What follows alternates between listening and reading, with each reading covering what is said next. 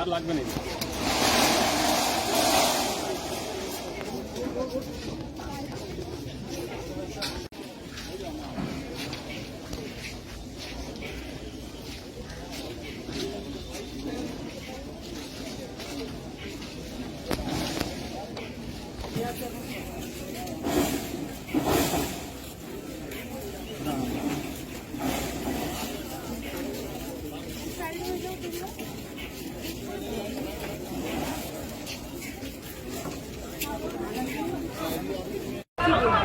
একটাই কথা, আমরা কখনো বলিনি কর্মবিরতিতে ফিরবো না, আপনারা ভুল বুঝছেন। আমরা বারবার বলছি, যেমন আমাদের বলা হয়েছে আজকে 5টার মধ্যে ফিরতে, আমরা ঠিক তেমনিই বলছি যে আজকে 5টার মধ্যে আমাদের যে দাবিগুলো, সেই দাবি নিয়ে রাজ্য সরকার সদর্থক ভূমিকা নিন, তবে আমরা কর্মবিরতির কথা অবশ্যই ভেবে দেখব।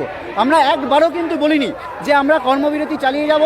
আমরা বারবার বলছি যে বিকেল 5টা অবধি যেমন সময় দেওয়া হয়েছে, আমরাও সময় দিচ্ছি যে এই 5টার মধ্যে রাজ্য সরকার সদর্থক একটা ভূমিকা নিন, তাহলে আমরা কর্মবিরতির কথা আমরা জিবি করে ভেবে দেখব। তোমাদের এই 5টা দাবি যদি না মানা হয়, তোমরা যেটা চাইছো সেটা যদি না মানা হয়, আমরা এখনও আশা রাখছি রাজ্য সরকার সদর্থক ভূমিকা নেবে।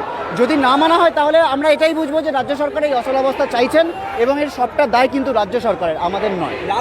লালবাজার অভিযানের সময় যেরকম আপনাদের দাবি যখন মানা হচ্ছে না ক্ষতির সাথে তখন রাস্তা আজকে কি সেরকম যদি দেখা যায় আমাদের সেরকম হয়, তাহলে আমরা শান্তিপূর্ণভাবে অবস্থান বিক্ষোভে বসতে বাধ্য হব।